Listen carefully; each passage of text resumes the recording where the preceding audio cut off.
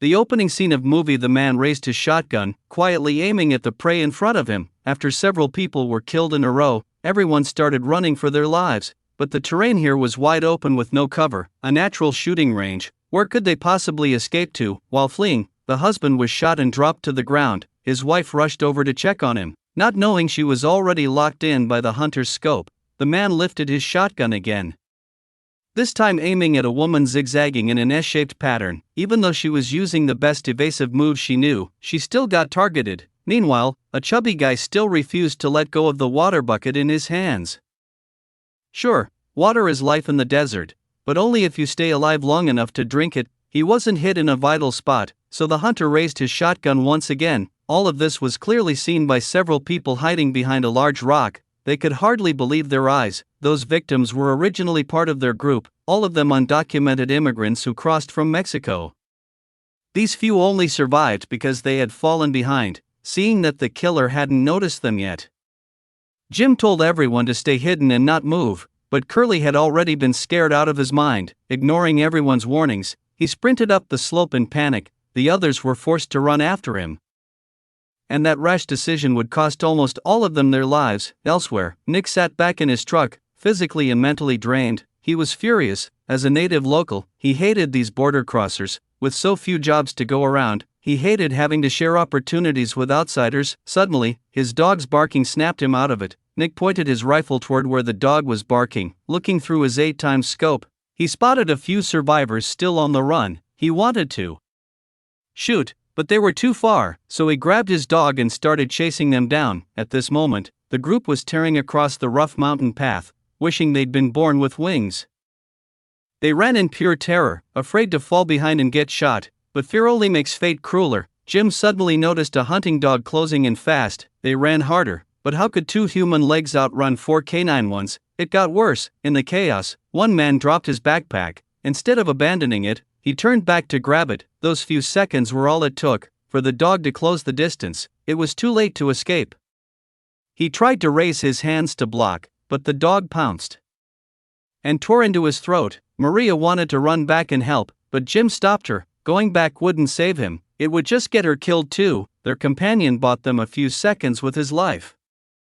But only a few. Nick soon called off the dog and ordered it to keep chasing. The group kept pushing upward, climbing along jagged rocks. To escape the dog, they headed toward the steepest cliffs. After squeezing past one ridge, they climbed another vertical wall using tree roots like natural ladders. The first person made it over, and the others followed close behind. But the dog was getting closer. When Jim, the last one, finally got onto the tree, the dog was already below him.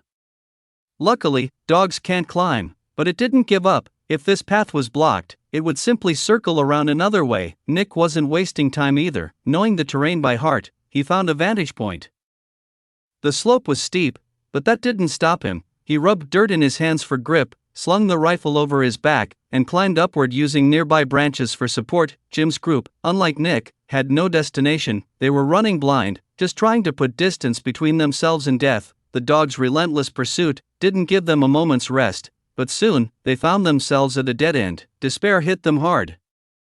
But giving up meant certain death. Curly was the first to leap across the gap, then Jim followed. Seeing both of them make it, Maria gathered her courage and jumped too. Only the young black man hesitated, trembling uncontrollably. No amount of encouragement could help. But one growl from the dog did. Panicking, he jumped and barely caught the ledge. Jim grabbed him just in time. What they didn't know was, the two of them hanging there were perfectly in line with someone's scope. A bullet struck nearby, kicking up dust and snapping Jim back to reality. He quickly pulled himself up and hid behind a rock. Then he and the others ran deeper into the canyon. Nick didn't rush after them. Instead, he checked the map, studied the terrain, sent the dog ahead, then drove his truck to the other side of the canyon, setting up a perfect ambush. Jim's group had no idea. They kept running, trying to escape the canyon, but as they neared the exit, Jim suddenly spotted the hunter's truck parked nearby. They turned back in fear, but the path behind them was blocked again. The dog had caught up, with danger on both sides. The three of them had no choice but to climb, carefully edging along the narrow cliff face. Any slip would mean falling to their deaths. The tension was unbearable even without interference. But then Curly caught sight of the hunter approaching, gun raised and aimed directly at him. He panicked instantly. Jim and Maria hit against the cliff wall, praying to become invisible. Fortunately, Nick didn't notice them. He stepped closer to Curly instead. Ignoring the man's desperate pleas, Nick calmly shot him in the head. Maria watched in horror as a living person turned into a corpse in seconds, and then something even worse happened. A toy inside Jim's backpack suddenly started playing music, a cute sound in normal life, but here, it was a death sentence. Nick and the dog tensed immediately, but Jim quickly switched it off, and the sound was too distant for them to pinpoint. After a moment, the hunter and his dog slowly walked toward the canyon exit, leaving the three survivors trembling in silence. As the sun slowly slipped behind the hills, both sides instinctively entered an unspoken halftime truce. Jim stared into the distance with empty eyes. He and Maria exchanged a silent look. They had come here chasing dreams and freedom, never imagining that heaven and hell were separated by only a single step. When the sun rose again, it meant danger was approaching once more. Maria cautiously peeked out, gazing at the truck parked far away, trying to figure out a way to escape, but when she turned back, she found a snake staring at her, tongue flicking. That wasn't the worst part. There was a whole nest of them nearby. An idea suddenly sparked in her mind. She quietly backed away. Meanwhile, Nick finished his morning rest and began another day of work. He was determined to catch those last two survivors and head home early. Just then, his dog froze. It heard something. It followed the sound. Nick didn't trust it going alone, so he grabbed his shotgun and followed. The barking led him to a stuffed toy. Nick instantly realized he'd been tricked, and sure enough, two figures were sprinting for his truck. He quickly raised his shotgun, but the shot went off target.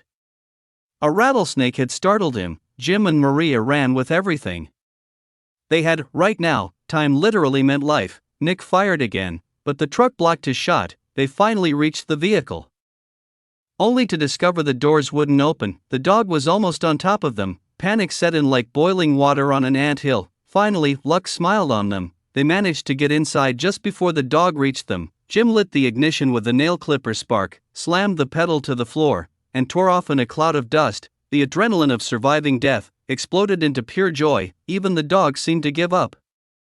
But joy never lasts. A single gunshot shattered everything. There was no doubt. It came from Nick. He rushed down the hill, running straight toward the overturned vehicle. But when he arrived, the two were already gone. The moment the car flipped, Jim had crawled out immediately.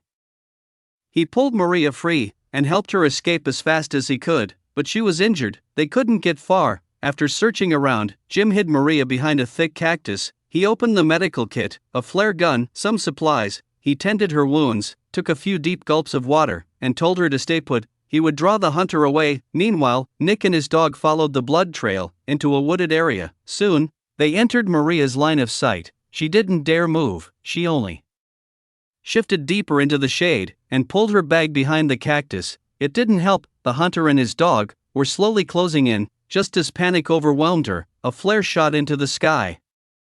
Jim had fired it. Nick's attention snapped toward the signal. He fired at the distant figure, but the shot was too far to hit. He ordered the dog to chase, rushing after it. Maria survived, for now, but the pressure shifted entirely onto Jim. He ducked behind a cactus, only to turn and see the dog right behind him. He ran again, almost blindly this time. He dove into a cactus forest, hoping the needles would slow the dog.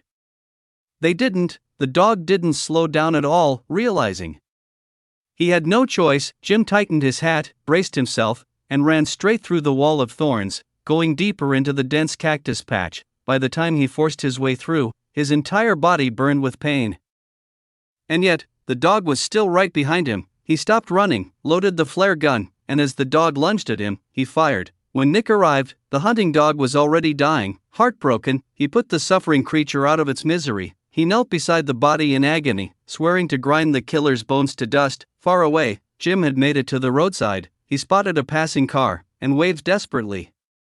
But no one stopped, and who would, in a dangerous wasteland?